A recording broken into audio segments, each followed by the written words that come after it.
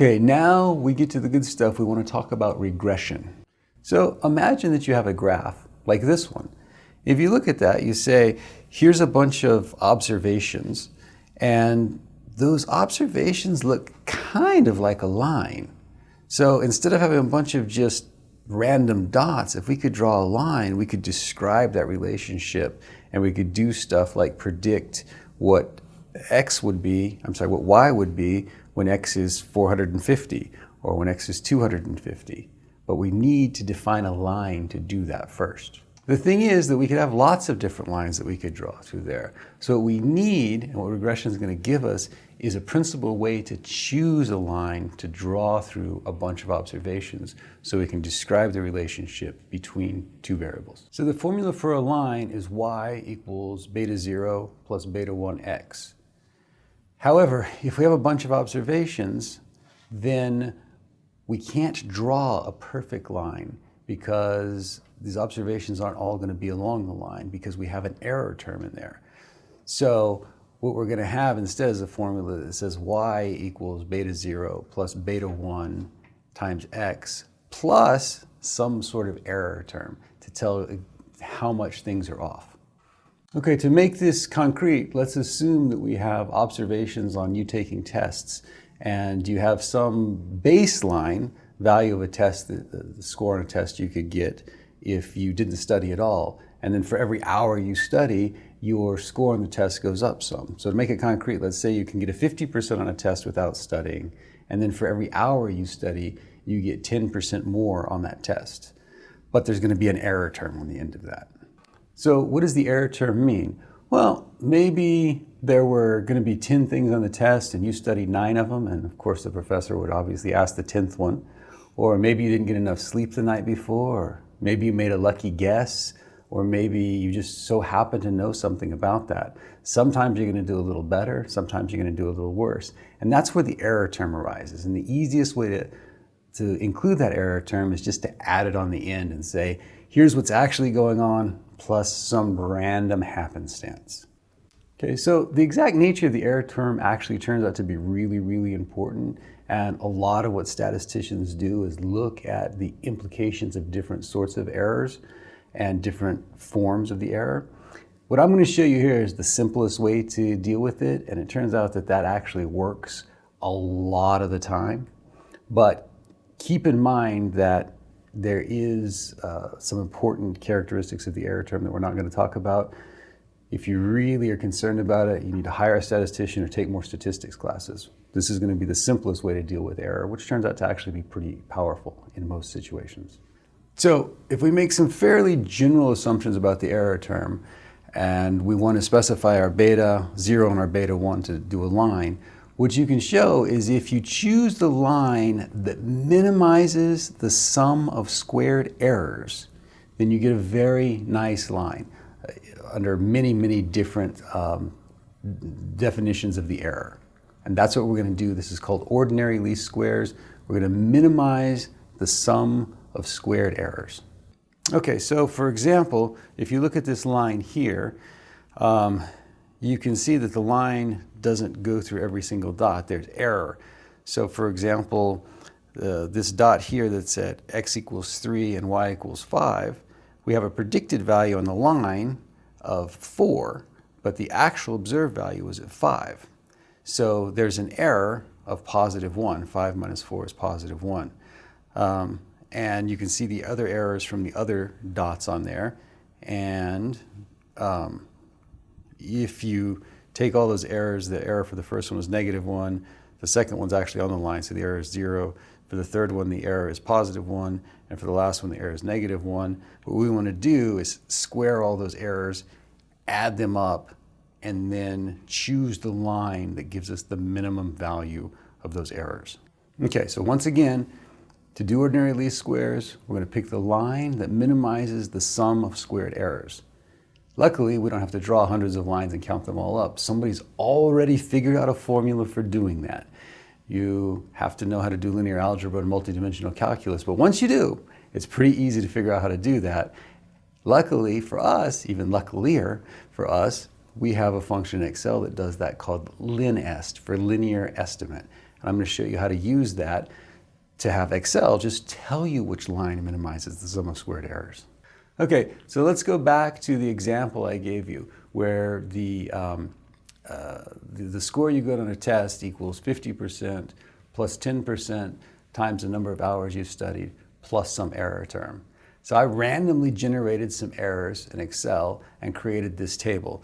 Assuming we measured you working 1 hour, 2 hours, 3 hours, and 4 hours, and the random error is minus 30%, you did really bad that day, plus 20%, you did good that day, minus 5%, and minus 10%. So the total score that you get is in the last column, is 30, 90, 75, and 80. And if you graph it, the picture looks like the picture below. Okay, so if we take the picture that we have and we draw the line that minimizes the sum of squared errors, we get the following picture. And you can see down in the bottom right-hand corner, it says y equals 0.135x plus 35, or 0.35. So that means the best line that fits that is 35% plus 1.35% for every hour you study, which is a little different than what we said because of those error terms.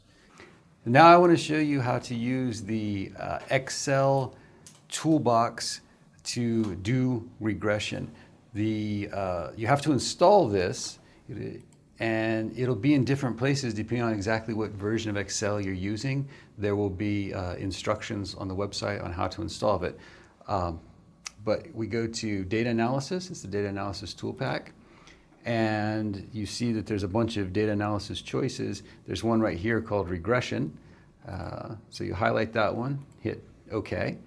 And then right here, it's going to ask you to input your Y range. So just click there, and in this case, Y is this range right here. And hit enter. It's going to ask you to input your X range.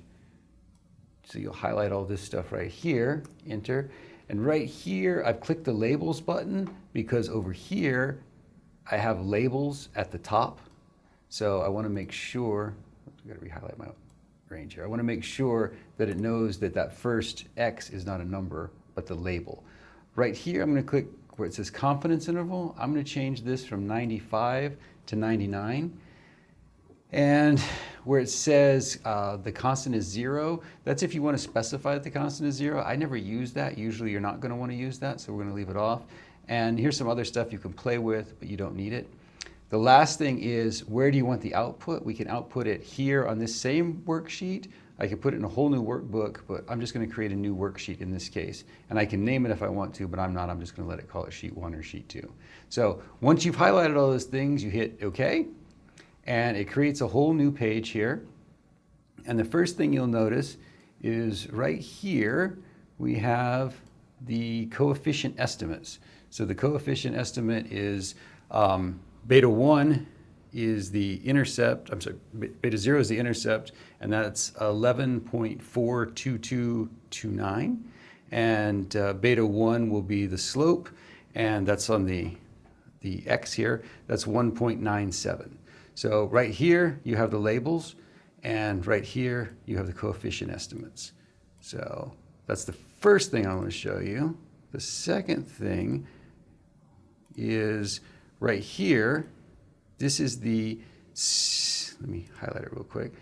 This is the standard error of the estimate. So if you recall, you can use the t-distribution to calculate from the standard error a t-test. In this case, they calculate the t-test that the mean, which is this thing here, is equal to 0, and it gives you the t-stat, which is here, and the p-value. So this is exactly the same as if I would have typed in the t-distribution function for these numbers here. And what this tells us, this p-value is less than 5%, which means that if the true value of the mean is 0, then it would be very odd to observe a value of, in this case, 11.422 as the observed value. Similarly here, this is much less than 5%, and it would be very odd if the true value was 0 to observe a value of 1.97. So let me unhighlight that and tell you about a couple of more things.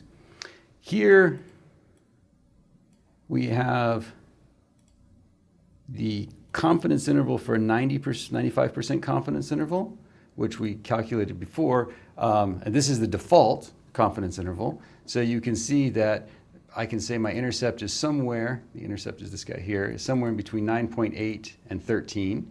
And I can say the slope is somewhere between 1.71 and 2.22 with a 95% confidence. Or I can go over here, and remember when I changed the confidence interval to 99%, that is this thing right here. It gives me a 99% confidence interval. So it gives me the 95 for free, but if I want to change that number, it'll also give me a 99% confidence interval. And I can say with 99% confidence that the intercept is between 9.19 and 13.64, or that the slope is between 1.62 and 2.31. Okay, so those are all the descriptive statistics for the slope and intercept. There's two more things we need to look at here. First, this right here is the degrees of freedom. So if we do the t-test on using the standard error here, we would use 16 degrees of freedom. But the most important thing is this guy right here, which I'll highlight, which is r squared. What r squared is it explains what percentage of the variance is explained by this regression. So if you take the variance of y, whatever the y variable is, and you use the variance formula, which is the average squared distance from the mean, you get a variance. If you then say, well, if we control for x, how far away is our observation from the line, then use that to calculate the variance. That shows you how much of the variance is explained. I'll show you an equation for that in a second. That shows you how much of the variance is what percentage of the variance we have left over. So, for example, if we're predicting, well, in this one right here, 94% of the variance is explained. So only 5%, the variance based on our regression line is only 5% of the original variance that we had. So 95% of the variance has been explained. That's what the r squared is. Now r squared, sometimes it's high, sometimes it's low, because some things are inherently unpredictable and other things are inherently more predictable. If you're trying to predict human behavior, you might have very low r squareds. If you're trying to predict the behavior of machines, so engineers, for example, often have very high r squareds. It doesn't matter, but we just want to know what that is so we know how much of the variance that we're actually explaining by using this. What I just showed you now was what's called regression, and what I'd like to show you now is something called multiple regression. So before we only had one x variable, but you could have as many x variables as you want. So instead of forming a line, we're going to form, well, something that's a lot more complicated, but it means the exact same thing. So this is the data that I showed you in the very beginning slide that looked like a line, and these are the temperature and CO2 measures, so the average atmospheric temperature and the average atmospheric CO2 recorded since 1959. And so we're going to do two things here. First, we're going to perform single regression like we did before to see if the CO2 predicts the temperature of the atmosphere, and this is variance from the long-term average. So once again, we're going to go over here to data analysis, regression, and we need to input our y. So this is the thing we're predicting, so we want to predict global temperatures. So highlight that whole line there, and then y, we want to see if the CO2 in the atmosphere predicts that. Okay. Here I'm going to leave it labels because there are actually labels up here, CO2 and temperature. I'm going to leave the confidence level at 99% just because it's already there, and hit OK, and we have an error. Oh, because I didn't highlight that. Let's try this again.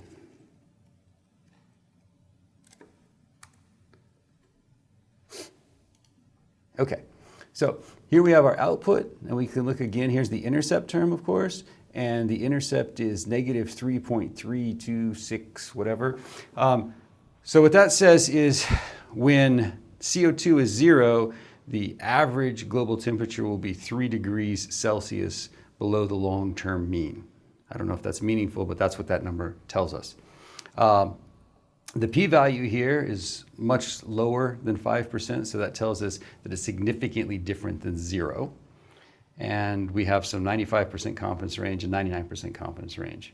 Over here, we're looking at CO2, and we're saying for every, I believe in 1 part per million, so for every 1 part per million of CO2 that's in the atmosphere, the temperature of the atmosphere goes up by 0.01 degrees Celsius. And the p-value here is much smaller than 5%. So that tells us we can reject the null hypothesis that CO2 has 0 effect on atmospheric temperature. Okay, now what I like to do is go back and do this as multiple regression. So in this case, what I want to do is I want to use both year and CO2 to see if both of them predict. So maybe the temperature is just rising, and it's not rising because of CO2, it's just rising. And so we go back here to data analysis, regression, and I've already selected the Y range. Now I'm just going to put the X range as both year and CO2. So I'm just highlighting all those columns there.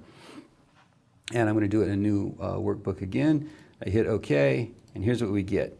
So the intercept, what this means is if the year is 0, and the amount of CO2 in the atmosphere is 0, then the temperature is going to be 9.39 degrees below its long-run average. So what this means, and the p-value is not significant in this one. So it's greater than 0.05, and so we can't conclude that this 9 is different than 0. So you can see this in the confidence intervals between negative 11 and 30 is our best estimate. So we say, yeah, that's probably not significant. That's fine. Year, our value is negative 0.00721. So that means every year the global temperature should decrease by 007.007 degrees Celsius. And we look here, the p-value is 0.21, so it's not significantly different than 0. So over this range, it doesn't seem that the temperature has any particular linear trend with respect to year. So in other words, it's not changing on a year-to-year basis. Lastly, we look at CO2 and we say, well, here we get the 0.014. So every 1 part per million of CO2 increases the global temperature by 0.01486 degrees Celsius. And if we go over here to the p-value, we see that that number is significantly different than 0. So that means that there is a significant impact of CO2 on atmospheric temperatures, even after controlling for some sort of time trend saying that the world's just getting hotter or colder over time. We can also look back up here at the R squared, and we see it's at 0.90, so it seems that atmospheric CO2 and year combined explain about 90% of the variance that we observe in the atmospheric temperature over this period of time.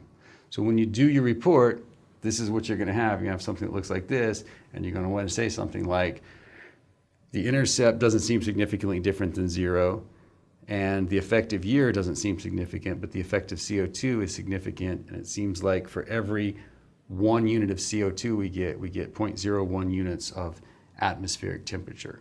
And the R squared says that it explains about 90% of the variance in temperature. Let's get to the questions now.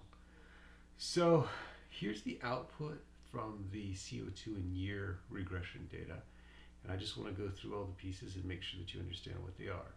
So this first piece that's highlighted here, this 9.390658, what does that mean?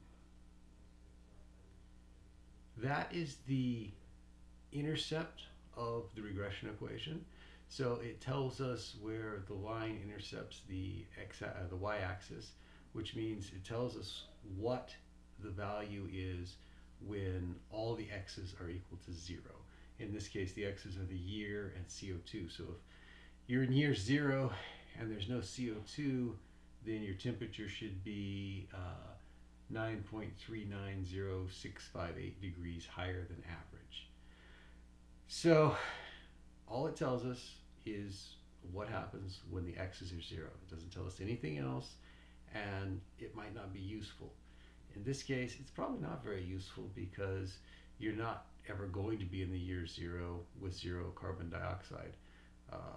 Getting to the year 0 is probably even easier than the 0 carbon dioxide, because carbon dioxide is a byproduct of life. So you would need a time machine and some way to eradicate life from the earth. Probably you also need to plug up some volcanoes. So it's kind of irrelevant in this case, but it is printed out. Okay. So the first thing, the coefficient there, is the intercept. It tells us what happens when the x's are 0. This next thing after the intercept, this 10.18765, what is that? Well, that's the standard error, and the standard error tells us how far away our estimate is from the true value on average.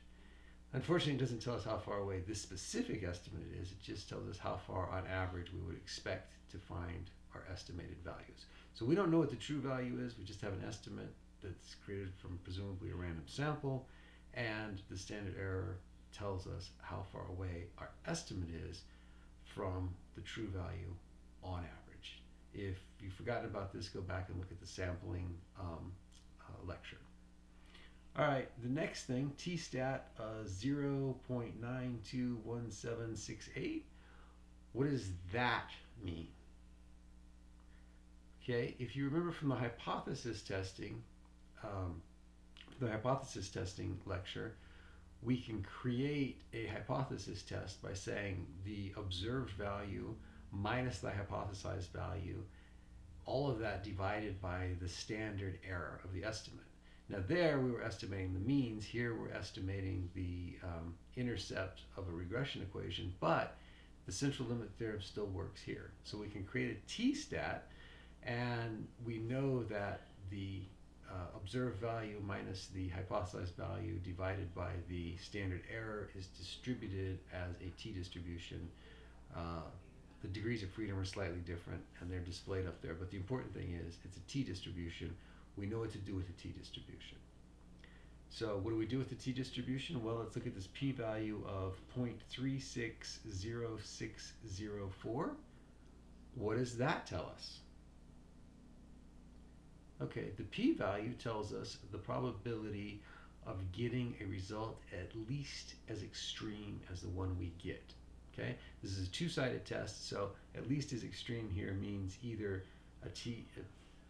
in a t-distribution either greater than 0.921 or less than negative 0.921. Okay. So the probability of getting a result that extreme or more extreme is 0.36. Blackboard always likes decimals, but 36%. So if our p-value is 36% and we have a 5% test, what would we conclude? Well, in this case, we would conclude that our hypothesis that the mean is 0 is not rejected. So I don't know exactly what the mean is, but if you want to tell me it's 0, I'm not going to fight you on that. That's what this means. And this is printed out for all of the coefficients that we estimate, and it's always a hypothesis test of whether or not the mean, whether or not the coefficient is equal to 0. This is the p-value for that. And this is kind of the big thing you want to look at. So in this case, because it is more than 0.05, we would fail to reject. And if you want to call it 0, we can call it 0. If it were smaller than 0.05, then we would reject the null hypothesis, and we would say that this is statistically significant, or just significant for short, which means that it's significantly different than 0. Okay, this next part, lower 95%, upper 95%, and it goes from negative 11 to positive 29. What does that mean? Okay, so if you recall in the sampling, we constructed confidence intervals, and what we said was, give me the bottom and the top of the distribution. In this case, it's 95%, so it's the bottom 2.5% and the top 2.5%, and we take that middle 95% and we say, we're 95% of the confidence intervals that we create will contain the true value. We say this for the same reason. If you build a sandcastle on the beach, you don't say 95% of the time the sandcastle is going to hit a wave. You say 95% of the time the wave is going to hit the sandcastle, because the sandcastle is fixed. Similarly, the true value of the intercept is fixed. We just don't know what it is. What's random is the confidence interval. So if somebody wanted to say, well, what do you think the temperature is going to be in the year zero if there were 0 CO2 in the atmosphere? And you wanted to say, well, I'm 95% confident it's between -11 and +29. That's what you would say. All right, let's move to the next line. So this value for year, -0.00721, what does that tell us? That tells us that for every 1 unit increase in year, which is measured in years, that the temperature increases by -0.007 degrees. So in other words, it's getting cooler over time. That's ignoring the CO2. So if CO2 wasn't changing, it would be getting cooler over time. Let's move over to the p-value now, though, and look at that. It's 0.217058. What does that mean we should do? Well, that's the p-value for the hypothesis test that the slope coefficient is actually 0. And we're saying that if the slope coefficient, in other words, if year has no effect, if the temperature is not changing over years, when we measured it, we would still get an outcome at least this extreme about 21% of the time. And therefore, we fail to reject the null hypothesis that the actual coefficient is 0. And instead, if somebody wants to say, hey, the temperature is not changing over the years, it's just 0, that's the effective year on temperature, ignoring CO2, I'm not going to fight you on that. Okay, let's look at the next one. CO2, 0.0148, that's the coefficient. What does that tell you? That tells you for a 1 unit change in CO2, you get a 0.14 degree change in global temperature. I think CO2 is measured in parts per million in the atmosphere. Okay. Now we want to conduct the hypothesis test, which is written there, of the hypothesis that that number is equal to 0. And we go over to the p-value column and we get 0.000173. And what do we do in this case? Okay, that number is much lower than 0.05. So we would say that we would reject the null hypothesis. In other words, this is really unlikely to happen if CO2 doesn't actually have any effect. And therefore, we reject the null hypothesis, and we would say that the effect of CO2 on temperature is significant, statistically significant. So you look at this number and you say, oh, well, it's just 0.014. That's a small number. Yes, but it is a big enough number that it's very unlikely to have occurred by accident. And that's because the CO2 parts per million can go up a lot, and that can have a big dramatic change on the actual temperature. Okay, there's 2 more things that I would like to look at here.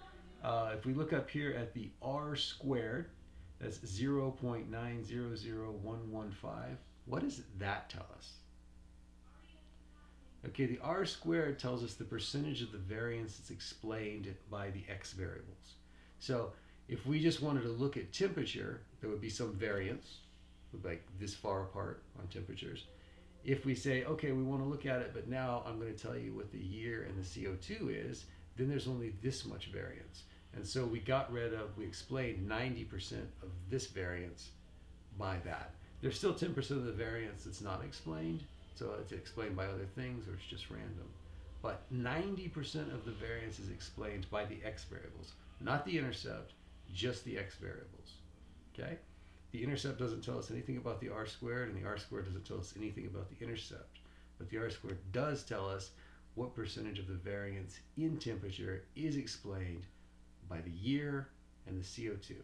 And we reduce our variance a lot, which means we can predict the temperature much better if we know what year it is and the amount of CO2. The last one is the F-statistic. So it says F there, and it's 252.3225. And next to it, there's a significance level of 9.68E negative 29. So the F-statistic is just like a T-statistic, except for it has a different shape, and you put in some different degrees of freedom. But basically, you calculate this, and it's a hypothesis of the fact that both year and CO2 are zero. So if we have a very small p-value, that means the probability that both of those are zero is very small, and we will reject the null hypothesis. But basically, this tells us whether or not we have a regression, whether or not any of our, at least one of the variables we put into the equation are useful. Okay, so we look at the significance, it's 9.68E negative 29, which means that's a 0